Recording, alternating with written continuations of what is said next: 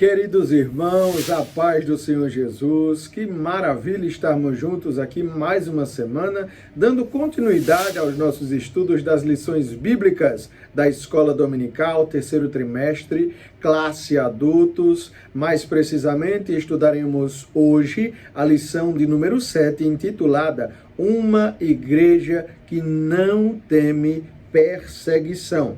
Esta lição ainda está inserida, ou o contexto dela ainda está inserido no capítulo de número 5 de Atos dos Apóstolos, mas, em especial, nós abordaremos, o pastor José Gonçalves, comentarista do trimestre, abordou também, na temática desta lição, o capítulo de número 12 do livro de Atos dos Apóstolos. Então, nós teremos aqui esse conjunto, essa dupla de capítulos, o capítulo 5, a continuidade da lição anterior, e o capítulo de número 12, que vai nos mostrar ali acerca das perseguições que a igreja já no seu início enfrentou. Umas das várias perseguições que a igreja enfrentou na sua caminhada, no início da sua caminhada, já ali tanto perseguições políticas, quanto também perseguições religiosas. Lição de número 7, uma lição riquíssima, como tem sido no nosso trimestre. Até agora tivemos 6 lições ricas, que nos traz um ensinamento, nos traz reflexões, que nos fala sobre eclesiologia, o estudo da igreja, enfim. A lição de número 7 também não fica atrás. Uma igreja que não teme a perseguição. Porém, antes de darmos continuidade, façamos a nossa oração. Pai, nós te damos graças por este momento. Quero te pedir que o Senhor abençoe cada um dos meus irmãos que estão comigo aqui conectados, que o Senhor possa lhes dar sabedoria, temor, resiliência, fé, meu Deus, para que possam suportar as perseguições. Abençoa-nos, ser conosco, é o que nós te pedimos, em nome de Jesus. Lição de número 7, uma igreja que não teme a perseguição. O texto áureo está inserido no capítulo de número 5 de Atos dos Apóstolos, versículo 29, e nos diz: porém, respondendo Pedro e os apóstolos disseram: mais importa obedecer a Deus do que aos homens. A verdade prática nos diz que, em relação à verdadeira igreja cristã, há 2 verdades inegáveis. Primeira, a igreja será perseguida. Segunda verdade, Deus a protegerá. Então, nós podemos notar, já pela verdade prática, que nós temos 2 verdades basilares, fundamentais, para a igreja, para o crente de um modo geral, depositar a sua fé. Primeiro de tudo, é que nós seremos, sim, perseguidos. Os crentes, a igreja do Senhor Jesus, passará por perseguições. Nós jamais estaremos isentos de perseguições. Foi assim com a igreja primitiva, foi assim com a igreja nos primeiros séculos, foi assim com a igreja na Idade Média, e está sendo assim com a igreja nos tempos atuais. Sempre será assim. A igreja sempre passará por perseguições. É bem verdade que, se nós analisarmos alguns contextos eclesiásticos, nós veremos que nem toda igreja ou nem toda organização que se denomina igreja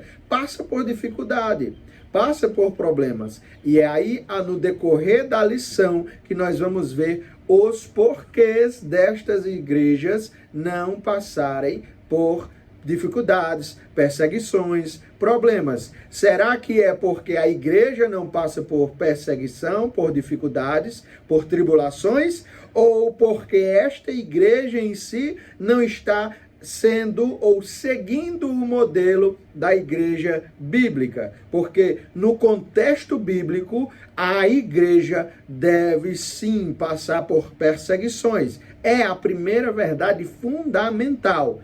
Porém, há uma segunda verdade, que nós glorificamos a Deus por isso, Porque essa segunda verdade é exatamente o escape que o Senhor nos dá. Nós passaremos por perseguições, sim, mas a segunda verdade nos diz que Deus nos protegerá. De modo algum, Ele nos dará alguma carga, algo que nós devemos suportar sem antes nos dar o escape. Paulo nos fala sobre isso. Então, Deus dá a proteção, Deus dá o escape, Deus dá o livramento, Deus dá a salvação para a igreja perseguida. Então, se eu me coloco num padrão de igreja bíblica, eu serei perseguido. Mas, ao mesmo tempo que eu estou sendo perseguido como igreja bíblica, eu também serei guardado, porque é uma promessa do Senhor. As portas do inferno jamais prevalecerão contra a minha igreja, contra esta igreja, contra nós, igreja, povo do Senhor.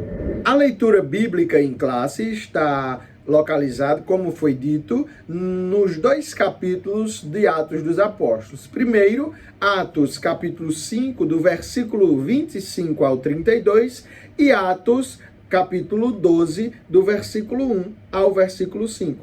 Como de costume, leiamos. E chegando anunciou-lhes, dizendo: Eis que os homens que encerrastes na prisão estão no templo e ensinam ao povo. Então foi o capitão com os servidores e os trouxe, não com violência, porque temiam ser apedrejados pelo povo. E trazendo-os, os apresentaram ao conselho. E o sumo sacerdote os interrogou, dizendo: Não vos admoestamos nós expressamente que não ensinasseis nesse nome? E eis que encheste Jerusalém dessa vossa doutrina e quereis lançar sobre nós o sangue desse homem. Porém, respondendo Pedro e os apóstolos disseram: Mais importa obedecer a Deus do que aos homens. O Deus de nossos pais ressuscitou a Jesus, ao qual vós matastes, suspendendo-o no madeiro. Deus, com a sua destra, o elevou a príncipe e salvador, para dar a Israel o arrependimento e a remissão dos pecados. E nós somos testemunhas acerca destas palavras, nós e também o Espírito Santo que Deus deu àqueles que lhe obedecem. Atos 12, versículo 1. Por aquele mesmo tempo, o rei Herodes estendeu as mãos sobre alguns da igreja para os maltratar, e matou a espada Tiago, irmão de João. E vendo que isso agradara aos judeus, continuou mandando prender também a Pedro, e eram os dias dos asmos. E havendo-o prendido, o encerrou na prisão, entregando-o a 4 quaternos de soldados, ou seja, a 16 soldados, para que o guardassem, querendo apresentá-lo ao povo depois da Páscoa. Pedro, pois, era guardado na prisão, mas a igreja fazia contínua oração por ele a Deus. São 2 leituras em 2 capítulos distintos, mas que tratam da mesma temática, a igreja sendo perseguida. Aqui exemplificada pelo apóstolo Pedro e os demais apóstolos, e em seguida, propriamente pelo apóstolo Pedro, após a execução, após o assassinato de Tiago, irmão de João, o filho de Zebedeu. Nós temos a prisão de Pedro, no capítulo 12 de Atos, e esta prisão também estava sendo encaminhada, a motivação dessa prisão foi também para dar o mesmo fim que Tiago teve a Pedro. Porém, é maravilhoso nós notarmos o texto bíblico que Lucas, o autor de Atos dos Apóstolos, além de teólogo e historiador, ele também, usado pelo Espírito Santo, ele escreve no final do contexto ali que Pedro tinha sido preso, que a igreja fazia algo. E que algo é esse que nós devemos aprender com a igreja primitiva? Nós não podemos nos esquecer que uma das nossas lições foi mostrando exatamente a igreja em Jerusalém como igreja modelo, como igreja padrão para nós. Então, o que é que nós devemos tomar como exemplo da igreja de Jerusalém, nesta ocasião aqui de perseguição? Que havia um apóstolo, um membro, um crente preso. A igreja orava constantemente por Pedro, fazendo oração por ele a Deus. É aí onde está a chave da vitória. Há muitos louvores, há muitas pregações que nos falam sobre chave, mas a chave da vitória para o crente é a oração.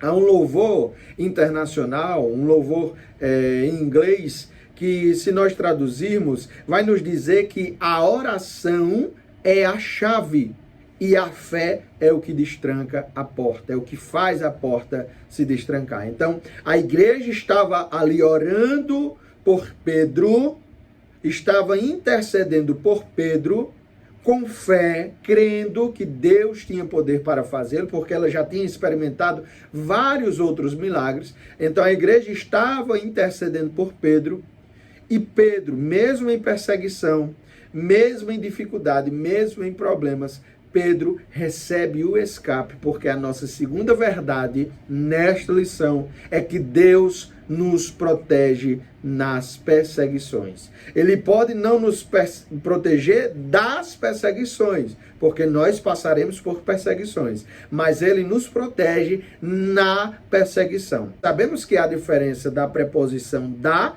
para a preposição na. Ele nos livrando da perseguição implica dizer que nós não passaremos por perseguição. Mas ele nos livrando na perseguição implica dizer que nós estaremos sendo perseguidos, mas que ele nos dará o livramento. Então Deus deu o livramento a Pedro. E aí pode já surgir uma pergunta, porque no mesmo contexto do capítulo 12, pode vir essa indagação por parte de alguém dizer: ora, mas Deus livrou Pedro, a igreja orou por Pedro e Pedro foi liberto, né? De forma sobrenatural, o anjo chega ali e livra Pedro. Mas Tiago morreu. Então Deus deixa uns para perecer, uns para padecerem ali na perseguição, para morrerem na perseguição, e outros não. Como pode ser isso? Ora, Deus sabe trabalhar. Nós sabemos que Tiago exercia sim uma liderança, era um dos líderes ali da igreja primitiva, não à toa foi preso e foi exatamente assassinado porque exercia tal liderança. E ali Herodes Agripa, que foi aquele que mandou prender Tiago e mandou executá-lo, de modo que no texto bíblico nós vemos isso, não é à toa que acontece isso com Tiago. Mas em hipótese alguma foi desamparo de Deus. Se nós voltarmos no Evangelho, inclusive, nós vamos ver até que Tiago e João, junto com a sua mãe, que a tradição cristã vai dizer que é Salomé, nós podemos notar que quando a mãe deles vem pedir para eles estarem assentados ao lado de Jesus, um à direita e o outro à esquerda, nós vamos ver que Jesus, de certo modo, os confronta e diz que o cálice ou o que ele ia passar, será que eles dois também poderiam passar? E eles afirmam que sim. Eles afirmam que sim. Eles dizem, sim, nós podemos suportar. Nós podemos suportar. Só que aí no final Jesus vai dizer que não competia a ele dar lugar à direita ou à esquerda a ninguém. E aí no livro de Apocalipse nós veremos o porquê, mas fica para uma próxima aula. Mas de certo modo, esse martírio de Tiago, que foi o primeiro mártir da igreja primitiva, serve até também para um pedido que ele mesmo se propôs a fazer. Eu não estou aqui dizendo, inferindo, que foi por isso que Tiago morreu, não. Mas todo o contexto, dentro também da vontade, da permissão de Deus, do controle de Deus, nós sabemos que Tiago foi salvo, era um líder, era um crente, era irmão de crente, estava ali no contexto, foi batizado com o Espírito Santo, enfim. Tiago foi salvo, mas não recebeu o livramento da perseguição. mas recebeu, claro, o escape geral, por assim dizer, porque ele foi salvo e está na glória, de certo modo, foi o primeiro, né, dos apóstolos a entrar aí para o seio de Abraão, para estar com o Senhor. Mas Pedro recebeu o escape. Claro que posteriormente, décadas depois, Pedro morre, de modo que todos os outros morrem, tendo João, o irmão de Tiago. Fica até aqui uma curiosidade interessante, abrindo parênteses, que Tiago foi o primeiro a morrer e João, seu irmão, foi o último, cumprindo também algo que o próprio Cristo disse, que se ele quisesse deixar João vivo até a sua volta, que importaria a Pedro? Enfim, mas fechando parênteses e voltando para a temática da lição, nós vemos isso, que talvez o livramento e o escape da perseguição não seja necessariamente a sua estar livre, né, estar seguro, a salvo da perseguição com vida. Com Tiago não foi assim.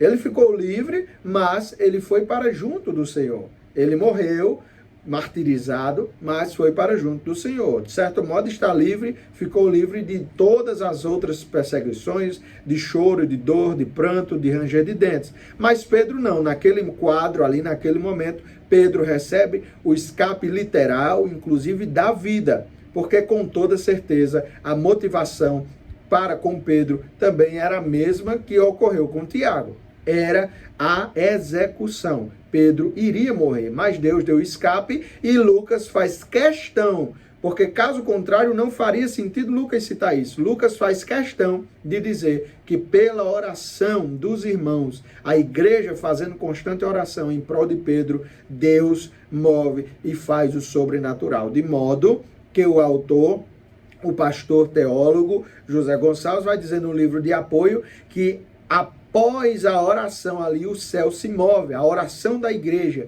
a oração sincera, a oração com fé, a oração fervorosa do povo de Deus move os céus. Os objetivos da nossa lição são 3, como de costume, que a nossa revista nos traz, e são eles: explicar os motivos e as esferas da perseguição enfrentada pela igreja primitiva, demonstrar como Deus protegeu sua igreja através de livramentos e da intercessão, e encorajar os alunos, os crentes, a permanecerem firmes na fé, mesmo diante das adversidades. A introdução da nossa lição nos diz o seguinte: desde o seu início, a igreja enfrenta oposição e perseguição. Por sua própria natureza, a fé cristã atrai sobre si a rejeição e a perseguição. Isso porque a fé cristã, por defender princípios exclusivos, muitas vezes se choca com os valores seculares e mundanos. Foi assim no primeiro século e é assim ainda hoje. Contudo, devemos destacar que a igreja não está sozinha nem abandonada no mundo. Deus é o seu dono e, portanto, o seu protetor. Vemos ao longo da história da igreja o Senhor agindo de diferentes formas para dar livramento e vitória a seu povo. Assim, nesta lição, veremos como Deus faz isso, capacitando e empoderando o seu povo para viver no meio de um mundo hostil. Então, nós vemos nessa primeira perspectiva de que a igreja não está sozinha. A igreja, ainda que perseguida, já comentamos sobre isso, ela não estará sozinha. E isso não é algo novo. Pedro fala sobre isso dizendo: irmãos, não estranhe a ardente prova que vem sobre vós, como se algo novo vos acontecesse, como se algo novo estivesse ocorrendo com vocês. Não. A ardente provação, a ardente prova que a igreja passa, vem desde o princípio. E olha, Pedro, quem falou isso? Aquele que estava desde o início da igreja, desde o discipulado com Jesus. Então, Pedro fala isso de modo próprio, de forma própria, né, enfatizando ali, já naquela época, dizendo, não é nada novo. Imagine nós, crentes na atualidade, não devemos encarar nenhum problema, nenhuma perseguição como nova. Importa-nos sofrer E a Bíblia vai nos dizer que se nós sofremos, padecemos, se sofremos como Cristo sofreu, nós também gozaremos, nós também receberemos a nossa glorificação, o nosso galardão, por termos também sofrido com Ele. E o próprio Senhor vai dizer em João capítulo 16, versículo 33, no mundo tereis aflições, mas tende bom ânimo. Ora, como é que nós teremos bom ânimo em meio à aflição, em meio à amargura, em meio à perseguição, em meio a calúnias, às injúrias, às pedradas, às cusparadas, em meio às difamações? Como nós teremos bom ânimo? Porque em nós habita a paz que excede todo entendimento. Em nós tem o gozo, há em nós o gozo que Deus nos deu, o gozo da salvação. Por isso nós nos alegramos em meio às perseguições. Tópico 1, a igreja perseguida. Ponto 1, os perseguidores. Conforme a Bíblia, vejamos os grupos que perseguiram o Senhor Jesus e a igreja. Primeiro, os saduceus. Segundo, fariseus. Terceiro, doutores da lei. Quarto, herodianos. Quinto, a liderança do sinédrio. Nós temos aqui nesse contexto personificados esses grupos, né, contendo ali o mais alto escalão, tanto religioso quanto também político, nós veremos no decorrer da lição, mas nós podemos encontrar no relato bíblico alguns personagens, ou alguns grupos, que Paulo também, inclusive, até chama de seita. A Bíblia Sagrada chama de seita. Nós podemos encontrar algumas seitas que perseguiram Jesus e após Jesus ter sido assunto aos céus, ter subido aos céus, ter ocorrido o batismo com o Espírito Santo, a igreja ter sido inaugurada, os crentes começaram a pregar, os apóstolos. Após isso, o alto escalão de judeus, de fariseus, de saduceus, os herodianos, os doutores da lei, continuaram realizando a mesma perseguição que faziam com Cristo. Por quê? Porque Cristo continuava sendo o alvo ou o centro ali das mensagens, das pregações. Outrora, o próprio Cristo estava pregando. Então eles queriam, de modo que nós vemos na Bíblia Sagrada vários versículos que vão dizer que esses perseguidores pegavam em pedras, outros intentavam ali agarrar Jesus, segurar, acorrentar, para poder prendê-lo e matá-lo. Mas nunca ocorreu.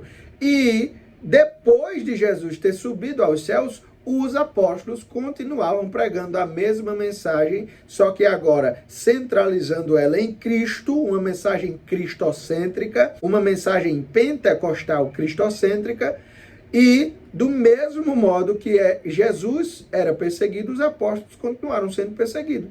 Por isso que Jesus vai dizer em João 15 que do mesmo modo que o mundo aborrece a ele, também há de nos aborrecer. João 15 fala sobre isso.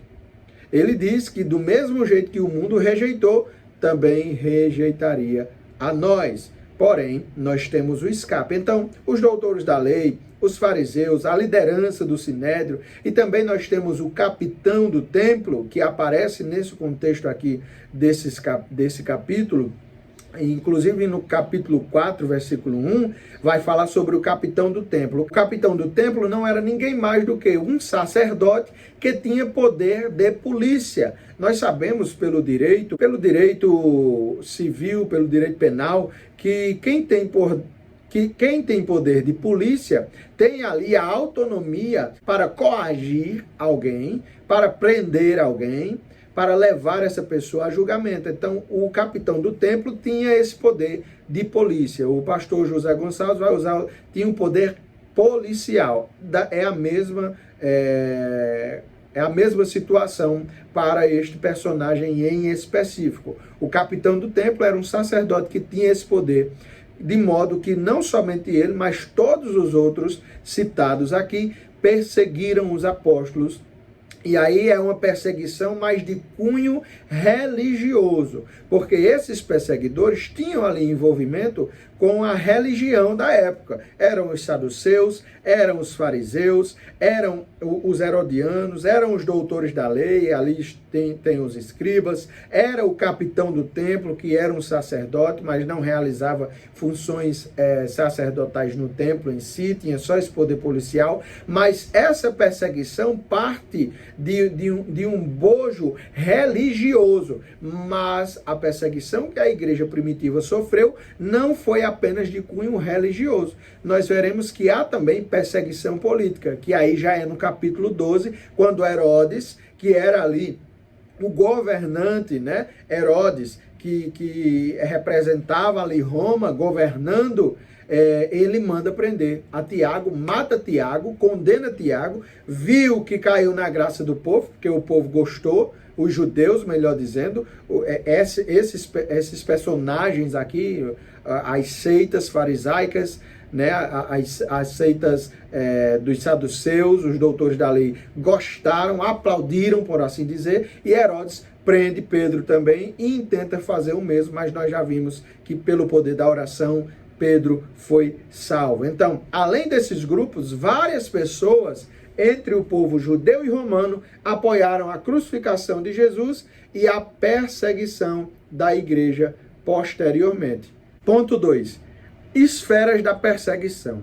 Duas foram as esferas da perseguição contra a igreja, que são elas: a esfera religiosa, como eu acabei de mencionar, e a esfera política, que está em Atos 12, do versículo 1 ao 5.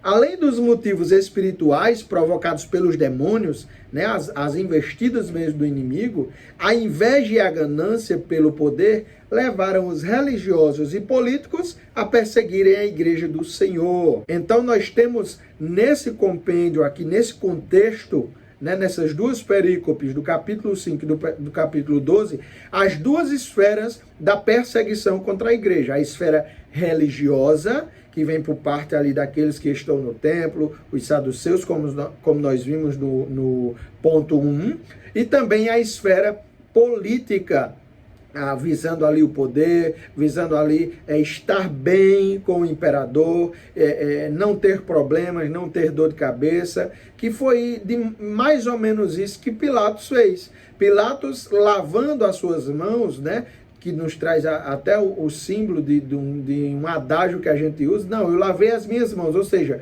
eu nem estou a favor nem contra, eu estou em cima do muro. Pilato, quando tem esse ato, é exatamente para evitar problema. Ele nem queria condenar Jesus e nem também queria absolvê-lo. Então ele disse: eu lavei minhas mãos, vocês quem decidam aí. Então, os políticos, essas perseguições políticas visavam muito isso, né? Sabendo que os cristãos pregavam exatamente a adoração ao único Deus, a Jesus, pregavam ali o desprendimento ao dinheiro, pregavam ali a vida de humildade, enfim, várias temáticas que ainda hoje nos servem de exemplo e são bíblicas e estão na Bíblia Sagrada. Nós podemos ver que isso, de certo modo, confrontava exatamente o sistema político da época. Se nós lembrarmos, inclusive até historicamente, os imperadores se arrogavam, eram prepotentes, eram arrogantes, se denominavam deuses. Nós vemos até na Bíblia Sagrada um exemplo do rei, né, no rei Herodes, que vai lá e morre comido de bicho quando não glorifica a Deus. Ali é uma situação clara da arrogância, da prepotência que esses líderes, que esses governadores, que esses reis, né, eram chamados reis, mas governavam ali, mas o nível de prepotência e de exaltação que eles mesmos davam a si. Então, o cristianismo ali logo no início, a igreja primitiva confrontava isso. Era totalmente diferente. Então, isso realmente batia de frente, por isso eram perseguidos, não apenas pela esfera religiosa, e também a esfera política tendo em vista essa ganância, esse poder, essa altivez. Então, são as duas esferas de perseguição que a igreja primitiva enfrentou. Ponto 3, a igreja enfrentará oposição. O amor de Deus não isenta o ser humano da pureza e da santidade. Quando a igreja ensina os princípios de obediência a Deus, muitas pessoas dominadas pela influência do pecado original, acabam não aceitando os ensinos da igreja e decidem afrontá-la e até mesmo persegui-la. Exatamente devido aos princípios de obediência aos padrões da santidade de Deus, é que os cristãos padecerão perseguições e aflições. É exatamente esse o quadro. Nós, cristãos, nós crentes que buscamos viver segundo a palavra de Deus, nós somos perseguidos não por sermos melhores, não por estarmos em condições melhores, não por termos algo de nós ou em nós que chame a atenção para tal perseguição no sentido material, no sentido de conhecimento filosófico, no sentido mental, enfim, qualquer área. Não, não por isso, mas pura e simplesmente porque buscamos viver segundo o ensinamento bíblico, segundo as ordenanças do Senhor. Quando nós dizemos que há pecado em algo, quando nós dizemos que é errado agir de tal modo, quando nós apontamos o erro em algo, quando nós tentamos orientar pela palavra de Deus, não faça isso, não faça aquilo, aí já vem, já se exaltam aqueles que não aceitam, aqueles que não entendem, já se exaltam, já falam, só quer ser santo, só isso, só aquilo outro, e de um modo mais amplo, de um modo mais forte, veemente, vem a perseguição, rechaçando aquilo que nós defendemos. Não é porque nós somos nós mesmos, não. Aí, parafraseando Paulo, já não vivo mais eu, mas Cristo vive em mim. É porque Cristo vive em nós e nós buscamos viver como Cristo viveu, andar como ele andou, como nos ensina João em sua primeira epístola, buscando viver conforme a palavra de Deus. É por esta razão que nós somos perseguidos, que nós somos vilipendiados, vituperados, que nós padecemos sofrimento. Simplesmente porque nós buscamos viver segundo o padrão de santidade de Deus. E quando nós queremos ofertar isso ao nosso próximo, que é também o ensinamento bíblico, vem a afronta, vem o rechaço, vem a perseguição.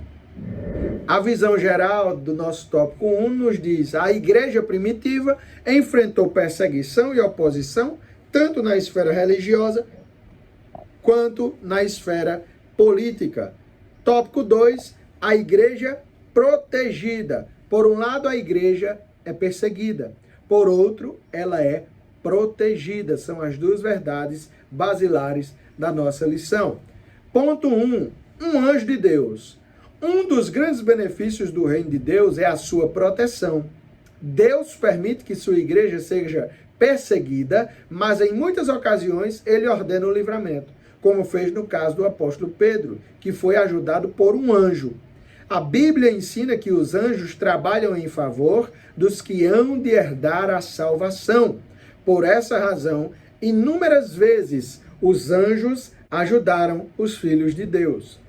Nesta ocasião aqui, quando Pedro é liberto, há uma ação sobrenatural, e é assim que Deus trabalha. Claro que em algumas vezes ele usa coisas ali do cotidiano, do dia a dia, nada sobrenatural, mas natural, mas ainda assim ocorre uma intervenção, uma provisão de Deus. Nós também sabemos pelos textos bíblicos, pelas escrituras sagradas, que Deus age também no sobrenatural. Esta ocasião aqui de Pedro foi uma ação sobrenatural. Olha, tinham 16 soldados guardando Pedro. Qual a probabilidade de Pedro, acorrentado, estando preso em cadeias, qual a probabilidade natural de Pedro sair andando, a porta abrir sozinha? A Bíblia fala. a porta abrir sozinha, ele sair tranquilamente caminhando, qual a probabilidade natural de nenhum dos 16 soldados, sabendo eles que caso acontecesse alguma coisa, pagariam com a própria vida, e a Bíblia nos mostra que foi isso que ocorreu, quando mandam buscar Pedro, Pedro não está mais lá, manda justiçar aqueles homens. O termo justiçar ali é exatamente manda matar aqueles homens. Os guardas que estavam ali guardando Pedro. Então, qual a probabilidade natural de ocorrer, de acontecer o que aconteceu com Pedro? Nenhuma. Foi uma ação sobrenatural. Desde o momento em que o anjo aparece lá, toca no lado de Pedro e diz, levanta. Pedro se levanta, as cadeias se lhe caem, as cadeias caem, ele se levanta, a porta abre, eles vão passando e lá na rua, já fora da prisão, já fora do perigo, Pedro, quando percebe, o anjo já tinha sumido. E aí ele vai ali para junto da casa onde estavam congregados, bate na porta, Rode, a jovem, alegra-se tanto que nem abre a porta, Pedro continua lá, mas ela em seguida volta e ali Pedro se alegra com o povo tendo recebido o livramento. Tendo recebido o livramento. Mas qual a ordem desse livramento? Qual a natureza desse livramento? Sobrenatural. Foi algo extraordinário. Foge do ordinário, foge do comum. É algo sobrenatural. E Deus age de modo sobrenatural. Às vezes nós não percebemos, mas sobrenaturalmente Deus está trabalhando. Ponto 2. A intercessão da igreja. Pedro estava preso e foi liberto pelo agir sobrenatural de Deus, através da intercessão da igreja. Sabemos que a oração de um justo pode muito em seus efeitos e há grande poder na concordância da igreja. Tiago 5,16 vai nos falar sobre isso. A oração de um justo pode muito em seus efeitos, pode muito em suas causas. Um justo justificado, não é justo por ele mesmo, não é aquele que se acha justo, mas aquele que foi justificado por Cristo, por meio, mediante a fé em Jesus. A oração de um justo, de um crente que vive em verdade, que busca viver segundo a palavra de Deus, é uma oração que possui eficácia, que possui resposta. A Bíblia nos diz, orais, mas não recebeis. Por quê? Porque pedis mal. O que é pedir mal aí? É não saber orar. É não saber como pedir. Muita gente acha que orando e só falando em nome de Jesus recebe. Não. Tem que saber como pedir. Tem que saber o propósito do seu pedido, da sua oração, da sua deprecação, da sua intercessão, da sua súplica. Nós devemos saber como orar. A igreja primitiva sabia como orar. Orava com fé, mas também orava com sabedoria, em nome do Senhor. E o poder de Deus era demonstrado, as maravilhas ocorriam e o sobrenatural de Deus, no livramento, dando escape aos crentes, ocorria. Então, se nós orarmos a título, a exemplo da igreja primitiva, como ela fez, como está estampado nas páginas da Bíblia Sagrada, nós também teremos êxito nas nossas orações. E o céu se moverá, Deus abrirá os céus e o sobrenatural de Deus ocorrerá, tanto nos dando livramento das perseguições, como também acontecendo milagres, sinais e maravilhas em nosso meio. Ponto 3, o valor da oração. Inúmeras vezes a igreja orou e presenciou o agir sobrenatural do poder de Deus. Visões de Deus, experiências com anjos da parte de Deus, batismo no Espírito Santo e muito mais ocorreram por meio da oração. Jesus disse, tudo o que pedirem em oração, crendo, recebereis. Às vezes tem crente que ora, fala bonito, ora bonito, tem uma linguagem ali polida, fala bem, ora em nome de Jesus, mas não recebe. Por quê? Porque não creu. Porque não teve fé suficiente para crer. A Bíblia nos ensina, o autor aos Hebreus vai nos dizer que nós devemos ter fé quando nos achegarmos ao Senhor. É preciso ter fé. Aquele que se achega a Deus, é preciso ter fé. É preciso ter fé. Buscar a Deus com fé, orar com fé, crendo que Ele está ouvindo, crendo que Ele está atento, crendo que Ele pode responder e vai responder, claro, conforme a sua vontade, mas que segundo a sua vontade e o seu querer, que é bom, perfeito e agradável, a vontade dele é boa, perfeita e agradável, conforme a sua permissão, Ele agirá de algum modo. Talvez tenham orado por Tiago. A Bíblia não vai mencionar, Lucas não menciona. Mas talvez a igreja tenha orado sim por Tiago. A resposta da igreja não foi o livramento de Tiago. Mas a igreja também orou, e Lucas registra isso, mas teve uma resposta diferente da de Tiago. Tiago morreu no Senhor, foi martirizado, mas Pedro recebeu o livramento. Então, é preciso orar crendo. Mas será que Tiago só morreu porque a igreja orou sem crer? Não. Primeiro que é uma conjectura. A Bíblia não nos mostra isso. Mas talvez, como os crentes oravam em tudo, até no partir do pão, na comunhão ali, eram em oração, com certeza quando Tiago, eu tenho quase certeza, irmãos, que quando Tiago foi preso, a igreja intercedeu por ele, crendo que Deus poderia livrá-lo. Mas aí é onde entra a vontade de Deus. Nem sempre quando nós orarmos, aquilo que nós estaremos pedindo vai ser o que Deus vai fazer, não. Ele é soberano, ele sabe o que faz. Ele sabe como age. E ele está no controle de tudo. Então Jesus disse isso. Tudo quanto pedirem em oração, crendo, recebereis. Precisa crer. Precisa crer. Tudo que ocorria, tudo que acontecia de mais magnífico, de mais sobrenatural, de mais miraculoso, ocorria por conta da oração. A igreja sabia o valor da oração. A visão geral do tópico 2 diz que, mesmo em meio à perseguição, Deus manifestou o seu poder de proteção. Tópico 3, a igreja destemida. A igreja é perseguida, a igreja é protegida e a igreja tem que ser destemida. Eu sou perseguido, mas eu sei que sou protegido, então eu devo ser destemido. Destemido, sem temor. Sem temor. A igreja tem que viver sem temor. Qual temor? O temor de temer a Deus, o respeito, como nós já vimos em algumas lições? Não. O temor de não ter medo. De não ter medo das perseguições ou do que pode suceder. A igreja destemida, conforme o ponto 1, testemunha com poder. Os apóstolos receberam um espírito de fortaleza e não temeram as ameaças por parte das autoridades. Jesus disse: eu dei a vocês a autoridade para pisarem sobre cobras e escorpiões e sobre todo o poder do inimigo.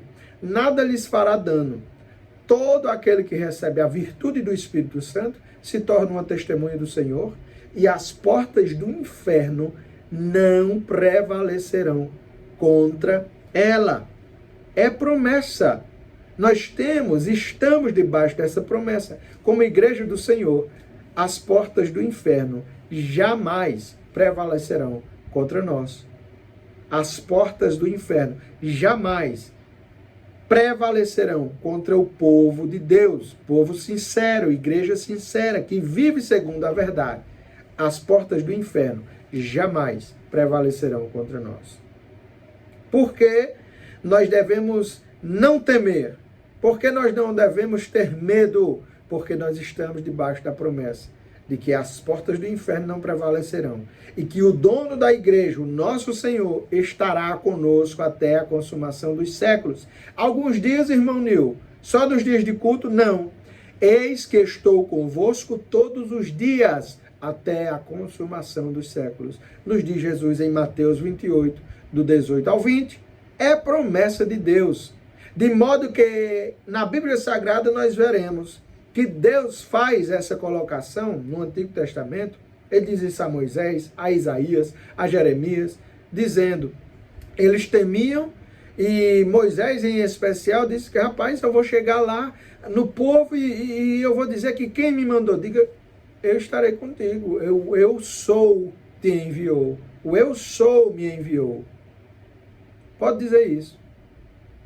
E no versículo 14 do capítulo 3 de Êxodo, ele diz, estarei contigo. Eu sou contigo. Eu sou contigo. O que mais nós queremos, se sabemos que Deus é conosco, e se Deus é por nós, quem há de ser contra nós? Quem será contra nós? Se Deus é conosco, por que temer? Se Ele é o dono de tudo, de todos, por que temer? Então a igreja vive debaixo de promessa. Mesmo em meio às perseguições, nós temos o livramento. O ponto 2, convictos de sua fé. Fica a pergunta, você tem coragem de dar a sua vida por uma mentira? Os apóstolos deram testemunho de que viram e ouviram o Senhor Jesus, antes e após sua ressurreição. Dessa forma, deram a vida por essa verdade e não recuaram em sua missão de pregar o evangelho a toda criatura. Paulo, que havia sido um zeloso fariseu, também viu ao Senhor Jesus e deu a sua vida por essa verdade, expressando as seguintes palavras: combati o bom combate, terminei a carreira, guardei a fé.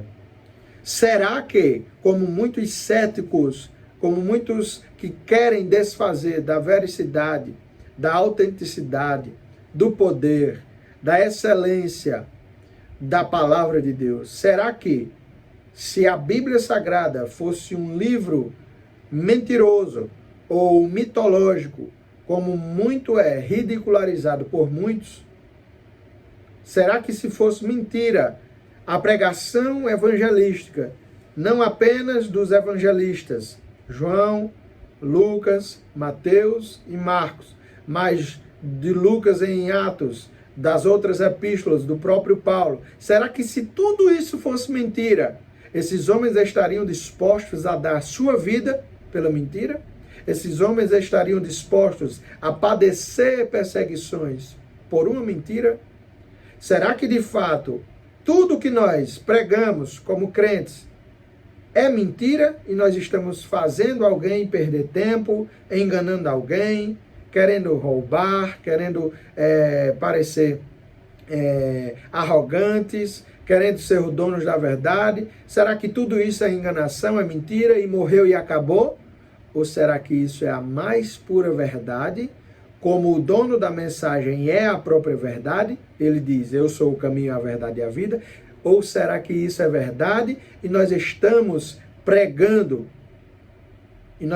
pregando aquilo que é verídico, factual, a mensagem, a palavra de Deus? Fica aqui a pergunta, a reflexão. Você que, por algum motivo, põe em xeque a veracidade da Bíblia Sagrada, será que esses homens que padeceram essas perseguições já no início da igreja, padeceriam por uma mentira, por algo que eles não crescem que é verdade, ou que tivessem visto e ouvido que é verdade? Será que nós, como crentes, padecemos chacota, passamos por difamações, infâmias, injúrias, por uma mentira, ou porque de fato sabemos que é a verdade? A Bíblia Sagrada é a verdade. Jesus é a verdade. A palavra de Deus é a verdade. Santifica-os na verdade. A tua palavra é a verdade. O próprio Cristo diz isso. A visão geral do tópico 3 diz que o Espírito Santo capacitou os crentes a testemunharem com ousadia. O Espírito Santo capacitou os crentes a testemunharem com ousadia.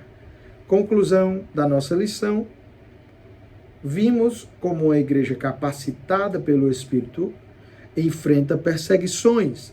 O cristão, portanto, não deve se assustar com elas. No contexto do cristianismo bíblico, essa é a regra, não a exceção.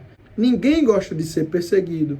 Contudo, as Escrituras nos previnem a respeito da realidade da perseguição na jornada cristã. Isso não significa que o sofrimento deve ser um alvo a ser alcançado, mas que devemos estar conscientes de que não podemos evitá-lo. Portanto, o nosso foco deve estar em Deus, pois Ele é quem pode nos guardar e capacitar em meio ao sofrimento. Então, nós não devemos buscar o sofrimento, viver uma vida ali de comiseramento. Não. Mas nós devemos saber que a perseguição, o sofrimento, nos sobrevirá. De algum modo, alguns sofrem mais, outros sofrem menos. Mas há sofrimento para quem busca viver na verdade, porque o mundo jaz no maligno. Então, nós que vivemos no Senhor, nós que buscamos viver segundo a sua palavra, nós não estamos mais no maligno. Então há essa guerra diária entre espírito e carne. E além dessa guerra diária, há a guerra externa das perseguições que a igreja sofre. Então, no contexto bíblico, do cristianismo bíblico, a regra é: haverá sofrimento. O sofrimento é regra. Haverá sofrimento para a igreja verdadeira, para a igreja que vive um cristianismo bíblico. Amém? Que maravilha termos concluído mais uma lição. Vos convido para na próxima semana estarmos juntos mais uma vez para estudarmos a lição de número 8, uma lição também rica e abençoadora. Que Deus vos guarde nas perseguições, vos dando escape em tudo. Que o Senhor Jesus possa continuar vos abençoando e vos mantendo firmes na promessa de que Ele estará conosco. Até a próxima aula. A paz do Senhor Jesus.